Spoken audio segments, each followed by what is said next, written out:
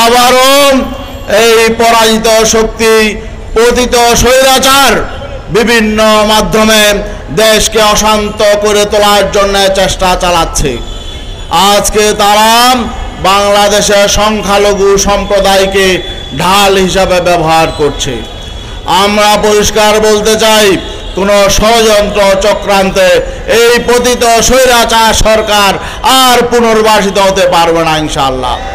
আরেকটি বিষয়, এই স্বৈরাচার হাসিনা সরকারের এই অবৈধ প্রধানমন্ত্রীর ছেলে সজীব ওয়াজেদ জয়, সে বিদেশে থেকে বিভিন্নমুখী উস্কানিমূলক বক্তব্য দিচ্ছে। একবার সে বলে তার মা নাকি পদত্যাগ করে নাই, অথচ শেখ হাসিনা নিজেই বলেছেন তিনি পদত্যাগ করেছেন, ঠিক না?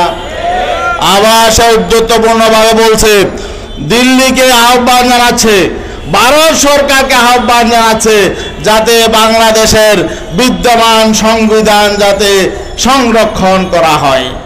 সে দিল্লিকে আহ্বান জানাচ্ছে বাংলাদেশের সংবিধান সংরক্ষণ করার জন্য, সুরক্ষিত করার জন্য। দিল্লিকে আহ্বান জানাচ্ছে সাংবিধানিকভাবে আগামী 90 দিনের মধ্যে যাতে বাংলাদেশে নির্বাচন হয়। তা দিল্লি কি বাংলাদেশে নির্বাচন করবে? বাংলাদেশের সংবিধান রক্ষার দায়িত্ব কি দিল্লির? তাহলে কি বোঝা যায়, আসলে তারা বাংলাদেশকে কোনো স্বাধীন রাষ্ট্র এখনো মনে করে না। তারা বাংলাদেশকে দিল্লির একটি করদ রাজ্য মনে করে। এরা দেশদ্রোহী, দেশের শত্রু, দেশের দুশ্মন। অতএব মা ছেলেকে দেশদ্রোহী মামলা তাদের বিরুদ্ধে করতে হবে। তারা দেশদ্রোহী এবং এই দেশদ্রোহীদেরকে দেশে এনে তাদেরকে শাস্তির ব্যবস্থা করতে হবে। আরেকটি বিষয় আমরা বলতে চাই, এদেশে হিন্দু, মুসলিম, বৌদ্ধ, খ্রিস্টান সবাই বাংলাদেশের নাগরিক। উপদেষ্টা, প্রধান উপদেষ্টা বলেছেন নাগরিক হিসাবে সবাই অধিকার পাবে। কিন্তু আজকে আমরা কি দেখছি? আজকে ভারতের মিডিয়া, বিশেষ করে কলকাতার মিডিয়া, তারা বলছে বাংলাদেশে নাকি হিন্দু নির্যাতন হচ্ছে, সংখ্যালঘু নির্যাতন হচ্ছে।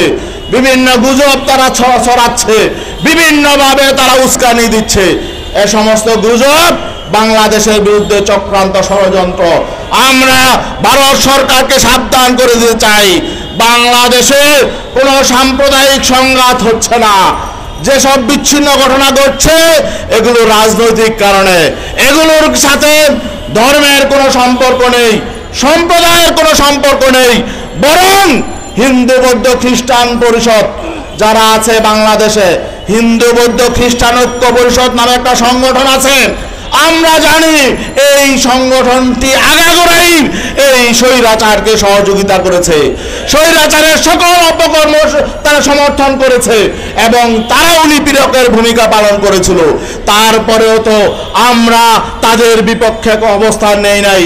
আমাদের গোটা বাংলাদেশে সকল ইসলামপন্থী শক্তি তাদেরকে পাহারা দিয়েছে, এখনো পাহারা দিচ্ছে। আপনার সাবধান হয়ে যান। দেশের বিরুদ্ধে ষড়যন্ত্র চক্রান্ত করলে আমরা দেশের নাগরিক হিসাবে আপনাদেরকে চিহ্নিত করব, কোন ভিন্ন ধর্মাবলম্বী হিসেবে নয়। অতএব বাংলাদেশের কোন নাগরিক যদি বাংলাদেশের বিরুদ্ধে ষড়যন্ত্র চক্রান্তে লিপ্ত হয়, আমরা কাউকে কিন্তু ছাড় দিব না। সংগ্রামী ভাইয়েরা আমার, পতিত সরকারের যারা রয়েছেন, আওয়ামী লীগের ভাইদেরকে বলবো, আপনাদের তো ন্যূনতম লজ্জাবোধ থাকা উচিত, আত্মসম্মান থাকা উচিত। যেই নেত্রী আপনাদেরকে ছেড়ে নিজের সুরক্ষিত থাকার জন্য চলে গেল, তার ছেলে মেয়েরা চলে গেলেন এবং তার আত্মীয় স্বজন সব আপনাদেরকে রেখে চলে গেলেন, আপনারা আবার তার পক্ষে আন্দোলন করছেন। লজ্জা থাকা উচিত। যদি আপনাদের ন্যূনতম লজ্জা থাকে, বিবেক বুদ্ধি থাকে, আল্লাহ যদি আপনাদের মাথায় ন্যূনতম বিবেক দিয়ে থাকেন, আপনারা তাকে বর্জন করুন। আপনারাও তার বিচার চান। আপনাদেরকে কেন তারা অরক্ষিত রেখে চলে গেল? আপনাদেরকে কেন তারা অবৈধ কাজ করার জন্য নির্দেশ দিল? বরং আপনাদের উচিত, আপনাদের তো তাদের বিরুদ্ধে বিচার চাওয়া উচিত। বাংলাদেশের কোনো মানুষ হাসিনাকে সমর্থন করতে পারে না এবং শেখ মুজিবের 14 গোষ্ঠী কাউকে সমর্থন করতে পারে না। আর বিগত 15 বছর 16 বছর ক্ষমতায় থেকে তারা যে সমস্ত ফরমান জারি করেছে, যেসব আইন করেছে, সংবিধানে যেসব সংশোধনী তারা এনেছে, সব কিছু বাতিল করতে হবে। বর্তমান সংবিধান এটা বাংলাদেশের জন্য উপযোগী সংবিধান নয়। তারা সংবিধানে যে সমস্ত এই অবৈধ পার্লামেন্টে বসে যেসব অবৈধ সংশোধনী এনেছে, অবৈধ আইন করেছে, সব কিছু বাতিল করতে হবে। শুধু বিচার করলেই হবে না, বাংলাদেশের সংবিধানকে বাংলাদেশের উপযোগী করতে হবে। এই বলে শেষ করছি। আমরা সজাগ থাকবো, সচেতন থাকবো। আমরা ইনশাআল্লাহ এই আন্দোলন করে স্বৈরাচারকে নামিয়েছি। আমরা ইনশাআল্লাহ দেশ গঠনের জন্য আমরা ভূমিকা পালন করব। আরেকটা বিষয়, এই যে অন্তর্বর্তীকালীন সরকারকে বলবো, আপনারা কিন্তু বৈষম্য বিরোধী আন্দোলনের ফসল। আপনাদের দ্বারা যাতে আমরা কোনো বৈষম্য না দেখি, তাহলে কিন্তু আপনারাও কিন্তু সুস্থ থাকতে পারবেন না। সঠিকভাবে দেশ চালান, বৈষম্যহীনভাবে।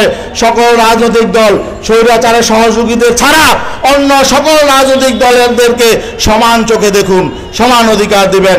আতাউর রহমান। আসসালামু আলাইকুম ওয়া রাহমাতুল্লাহি ওয়া বারাকাতুহু। নাহমাদুহু ওয়া নুসাল্লি আলা রাসূলিল কারীম, আম্মা বাদ।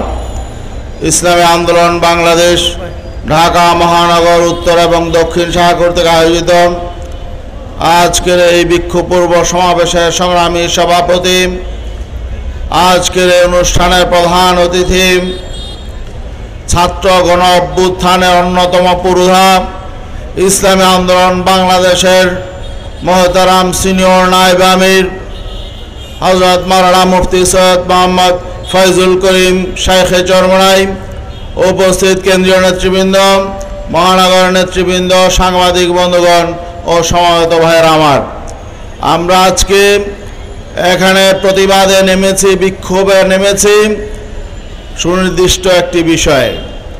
কারণ যারা বিগত 15 বছর আমাদের উপর নির্যাতন চালিয়েছে, দেশবাসীর উপর নির্যাতন চালিয়েছে, বাংলাদেশের সম্পদ লুণ্ঠন করেছে, বিশেষ করে যারা বিগত জুলাই মাসে এবং আগস্টের 5 তারিখ পর্যন্ত ছাত্র জনতাকে যারা নির্মমভাবে হত্যা করেছে, গণহত্যা চালিয়েছে, মানবাধিকার লঙ্ঘন করেছে, আমরা তাদেরকে বিচারের মুখোমুখি দেখতে চাই।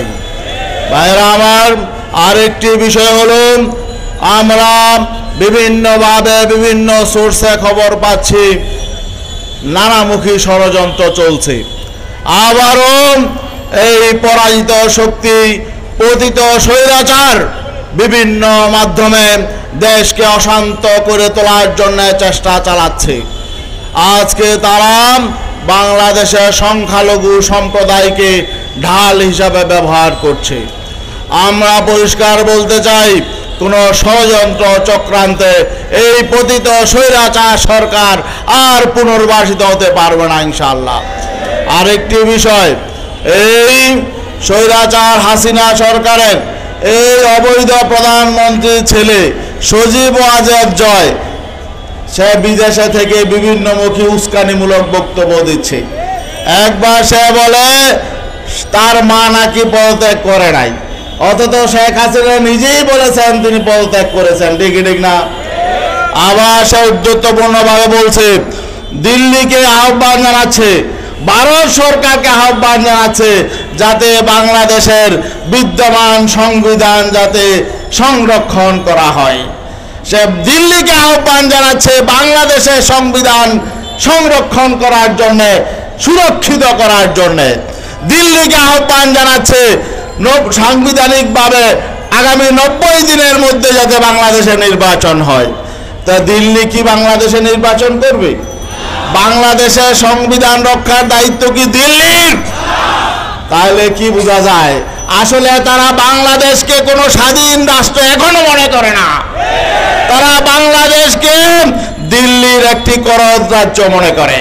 এরা দেশদ্রোহী, দেশের শত্রু, দেশের দুশ্মন। অতএব মা ছেলেকে দেশদ্রোহী মামলা তাদের বিরুদ্ধে করতে হবে। তারা দেশদ্রোহী এবং এই দেশদ্রোহীদেরকে দেশে এনে তাদেরকে শাস্তির ব্যবস্থা করতে হবে।